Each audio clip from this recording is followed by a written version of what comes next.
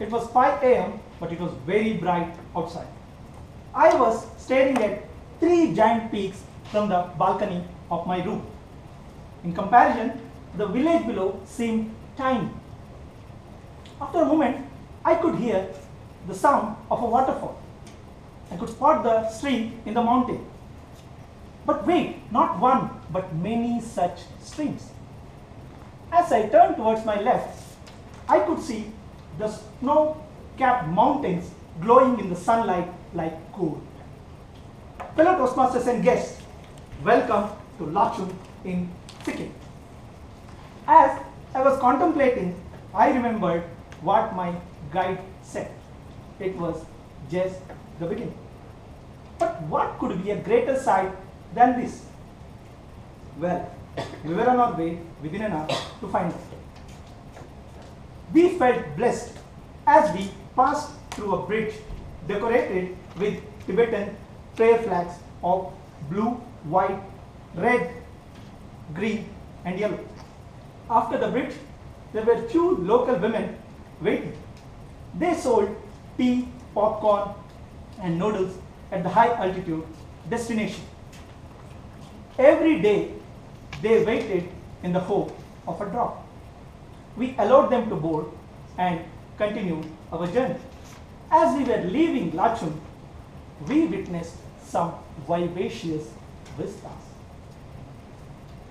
The mountain slopes formed the contours of blue and green.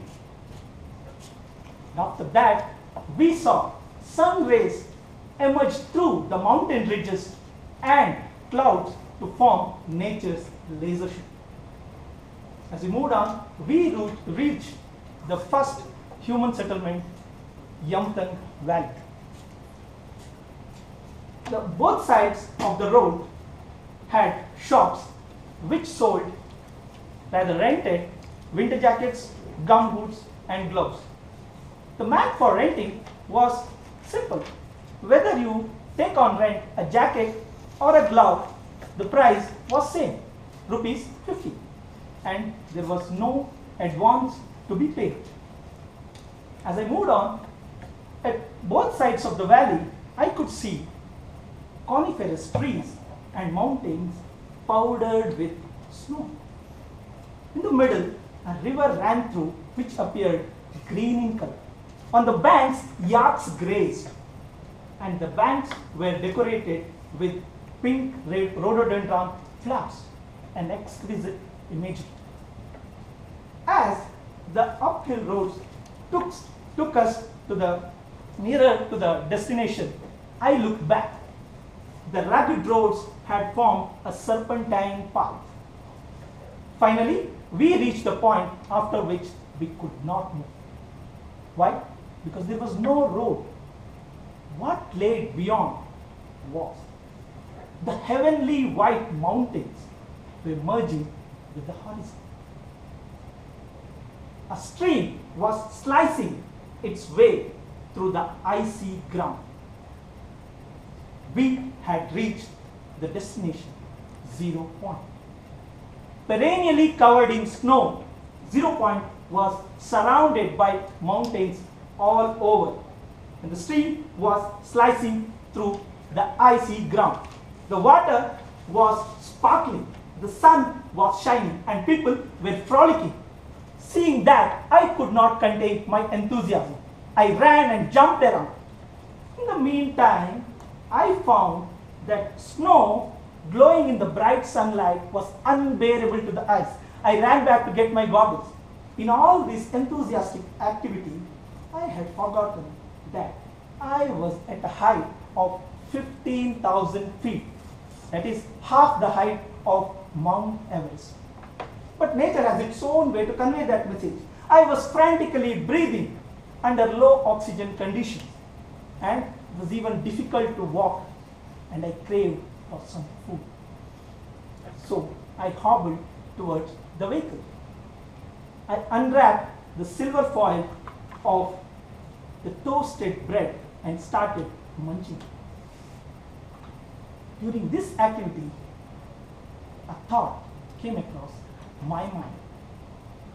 our yogis who meditated in the Himalayas, why they stressed on the importance of the control of prana or breath.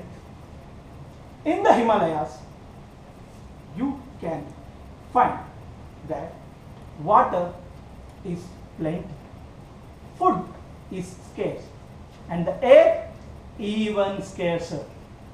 Air, the vital life force, is thin there.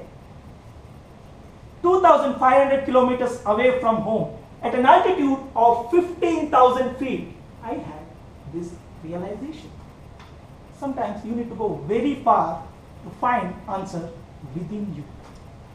But one question remained in my mind even after coming back. Why people willingly get into thin air? Why people want to get into the summit of Mount Everest? Air there contains 1/3 of the oxygen compared to sea level. My research led me to 2015 movie Everest.